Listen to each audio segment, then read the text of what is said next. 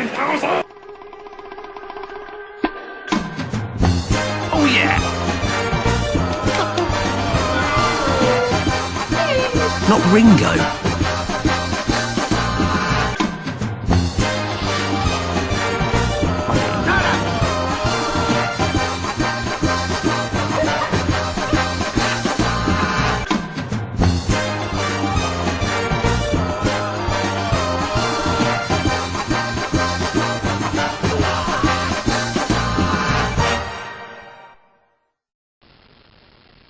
Hey guys, Dalek44 here. I need no introduction, but I got one anyway.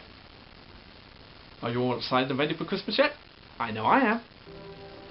Now, I've talked about quite a few Christmas specials in the past, with my top 12 Christmas specials list, some of the Christmas reviews I've done, and Thomas Sember as well. But you may be asking, what can I review today that's Christmas related? Well, how about a Christmas Carol adaptation? Yeah, you know, the classic Charles Dickens books that gets adapted too many times to count. But you may be asking yourselves, which Christmas Carol adaptation am I going to review today? No, not this one. It's the one starring Mickey Mouse. Joy to the children, far and near, what a wondrous time of year. Well, you've asked me what my opinions are on this special, and now here they are for all to be seen. Mickey's Christmas Carol, the 1983 American animated adaptation of the classic tale produced by Walt Disney Productions. Even before December this year, I've had loads of people requesting that I review Mickey's Christmas Carol, even though I talked about it a little bit in Mickey's Magical Christmas Snowed In at the House of Mouse. So what do I think of this adaptation of A Christmas Carol? Well, let's have a look. Well, for like the two of you out there who don't know the story by now, Ebenezer Scrooge, played by Scrooge McDuck, is a surly moneylender who does not share the merriment of Christmas and cares not for the poor. But that all changes one night when the ghost of his partner Jacob Marley, played by Goofy, warns him about the wicked future that awaits for him in the afterlife, and soon gets visited by three spirits played by Jiminy Cricket, Willie the Giant, and Pegleg Pete. After all that, Scrooge changes his ways and becomes a better man in the future. So, what are my thoughts on the second ever adaptation of A Christmas Carol I ever saw? It's one of the best adaptations I've ever seen to this day. This was the second Christmas Carol adaptation I've ever seen, with the first ever one being The Muppet Christmas Carol.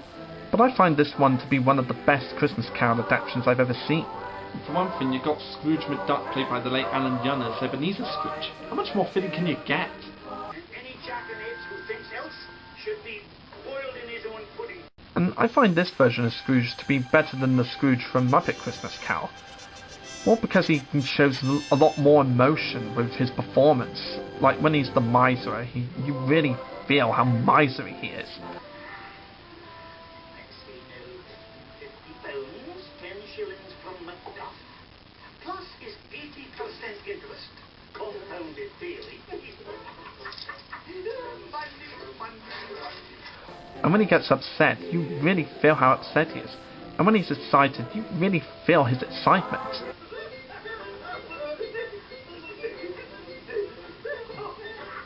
And we got the late Verlaine Allwright voicing Mickey Mouse as Bob Cratchit, and he plays the part really well, even though he doesn't really get that much screen time, even though his name's in the title of the special. But it never really bothered me as much as it did Siskel and Ebert, because the story is really about Ebenezer, not about Bob. And having Donald Duck as the nephew of Scrooge was a very interesting choice, and also understandable since they're uncle and nephew in real life. And I think it's also one of the few times where you see Donald Duck as a calm character rather than the angry, losing his temper character that we normally see him as. It's also kind of interesting seeing Goofy play the ghost of Jacob Marley, considering the type of character he is. But it does offer for some great Goofy slapstick, as well as hearing the Goofy howl at the end of his appearance. Marley, watch out for that first.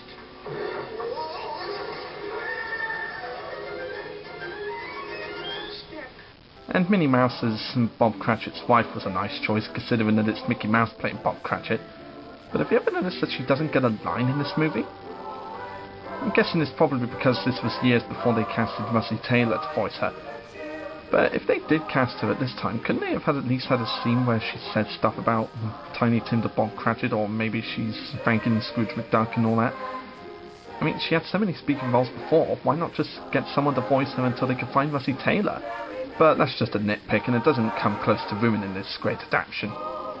And I like the choices they made for the free spirits. Like, I like Jiminy Cricket as the Ghost of Christmas Past because of his personality. I like Willie the Giant as the Ghost of Christmas Present, especially with this line. Don't forget the chocolate pineapples with pistachio. With pistachio. With nougat. And Peter's the Ghost of Christmas Future was a real surprise to me. The first time I watched this as a kid, I had no idea that the ghost was going to be Pete. It was a really good reveal and payoff at the end of that. And there's so many Disney characters in this movie. We got Scrooge McDuck, Mickey Mouse, Goofy, Jiminy Cricket, Woody the Giant, Pete, Donald Duck, Daisy Duck, Mr. Toad, Minnie Mouse, Matty, Mole, the Weasels, the Big Bad Wolf, the Three Little Pigs, Lady Cluck, March Hare, the Rabbit Children, Uncle Waldo, Grandpa Duck, Horace Horsecolor, Gus Goose, Chip and Dale, Huey, Dewey and Louie, the list goes on. I really do like how they included various other Disney characters from other films, not just Mickey Mouse related. Like, you got characters from Ichabod and Mr. Toad, Robin Hood, the list goes on. That was a really nice touch, putting so many animated Disney characters into one movie. This would of course later be upstaged with Who Framed Roger Rabbit and then Mickey's House of Mouse, but for the time this was really awesome.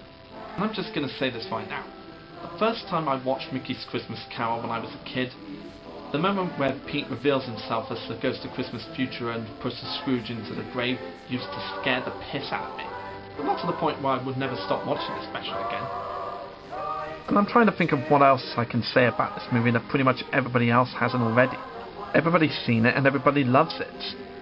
In fact, they more than love it, they go crazy for it. And I can understand why people go crazy for it. I mean, it stars Mickey Mouse and Scrooge McDuck in the role he was born to play. It's honest to God amazing how they were able to fit the whole story into a half-hour cartoon. And some people might argue that it might have worked better as a full-length feature film.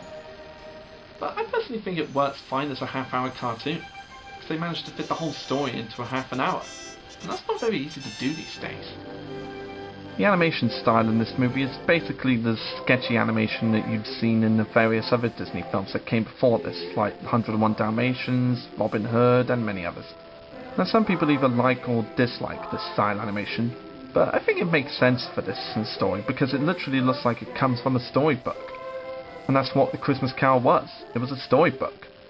So the animation just kind of makes it look like you're literally watching a book come to life. And that's really nice animation for this special, if I say so myself.